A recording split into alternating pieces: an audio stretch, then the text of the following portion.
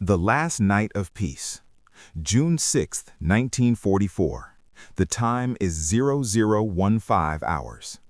At strongpoint WN-62, overlooking the stretch of sand known as Omaha Beach, Gefreiter Heinrich Severloh was performing a routine that had become second nature. He carefully cleaned the barrel of his MG-42 machine gun inside the cold concrete bunker.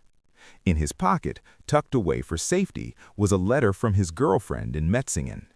In it, she promised to wait for him until the war's victorious end. Severloh himself was a true believer in the strength of the Atlantic Wall. Only 3 days earlier, he had written back to her, "The invasion will be their grave. We will throw them back into the sea within hours." His confidence had been bolstered by the highest authority.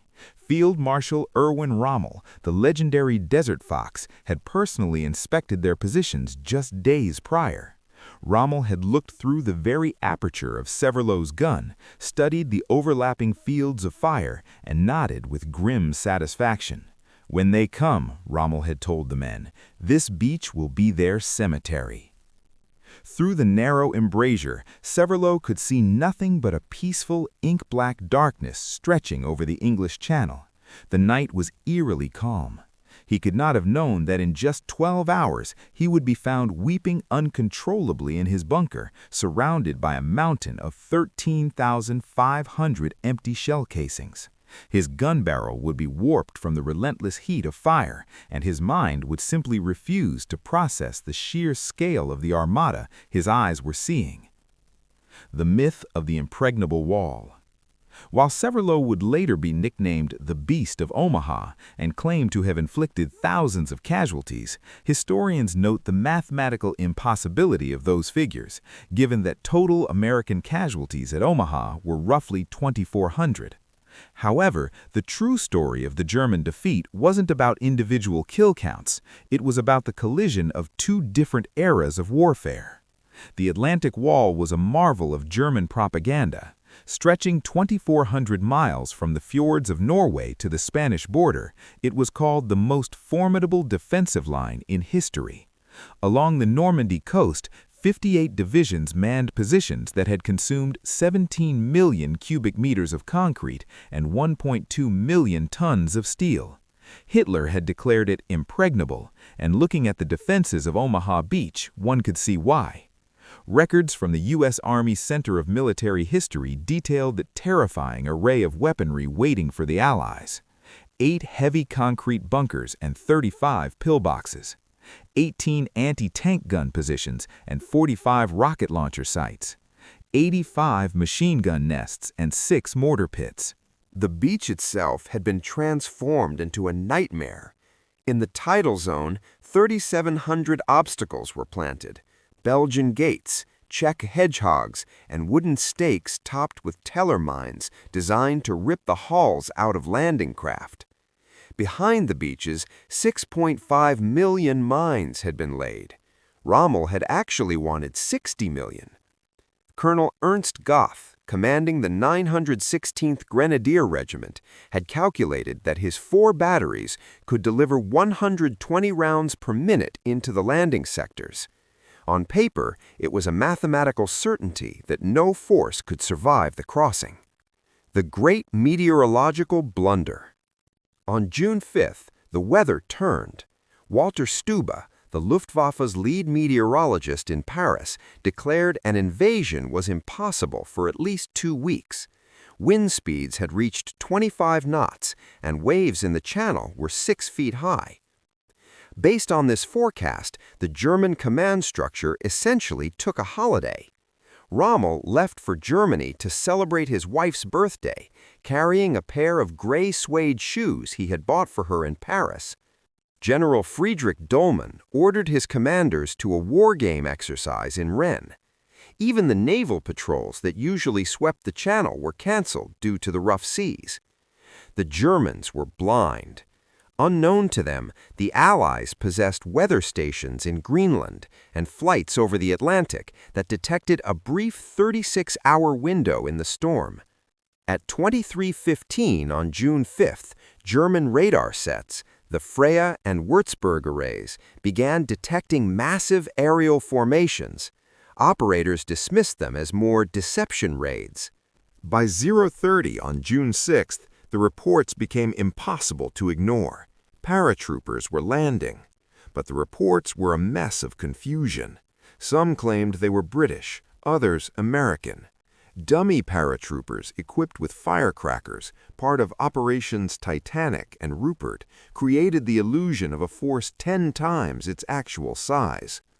Major Hans von Luck, commanding the 21st Panzer Division's 125th Regiment, was one of the first to realize this was the big one.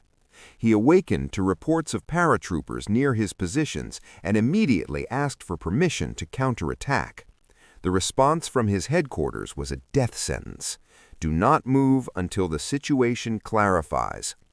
Von Luck later wrote, "I knew at that moment we were lost. We sat paralyzed by our own command structure while the enemy consolidated." The Armada appeared. At 5:30, as the first gray light of dawn touched the water, German observers looked out and saw the impossible. From horizon to horizon, the sea was covered in ships. Not dozens, but thousands of vessels. The Allied fleet was the largest naval armada ever assembled, 6,939 vessels in total. This included 1,213 warships and over 4,000 landing craft. To the German defenders, who had been fed a diet of propaganda about Allied weakness, the sight was soul-crushing. Bernhard Frerken, an officer at WN 62, reportedly looked at the horizon and told his men, "That is the whole world arriving on our doorstep." Then came the bombardment.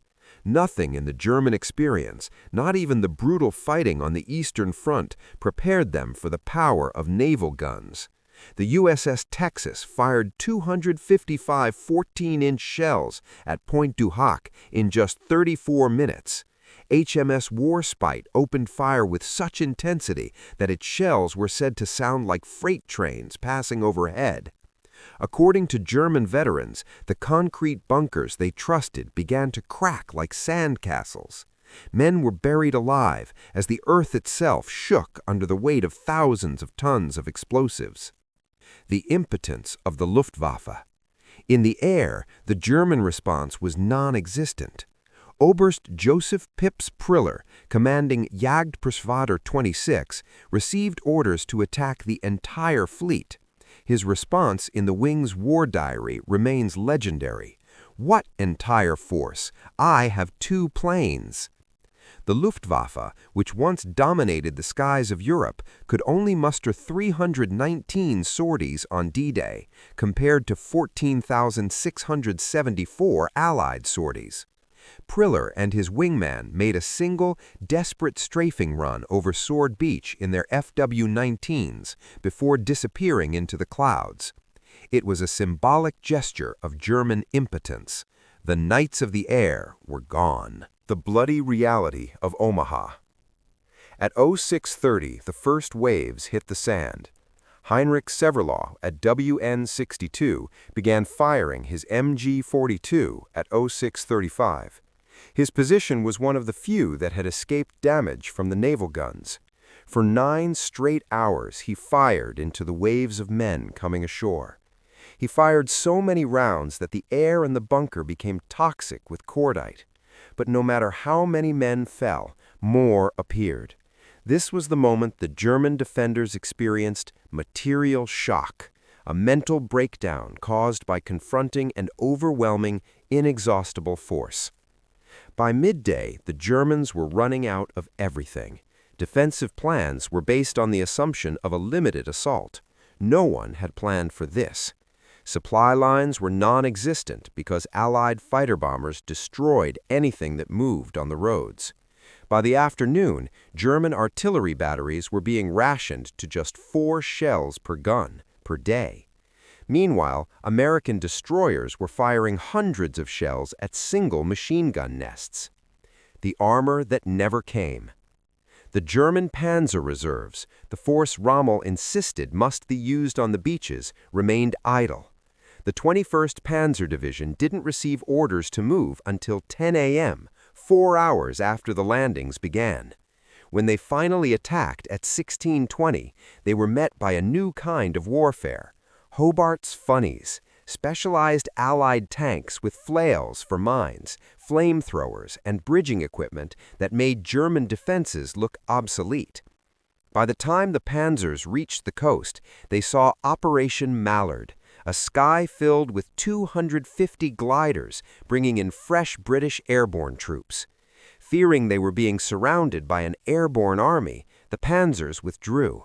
In a single day, the 21st Panzer lost 25% of its strength. The logistics of victory. As D-Day turned into the Battle of Normandy, the disparity in industrial power became the deciding factor. The 2nd SS Panzer Division, Das Reich, was ordered to the front from Toulouse. A journey that should have taken 3 days took 17 days.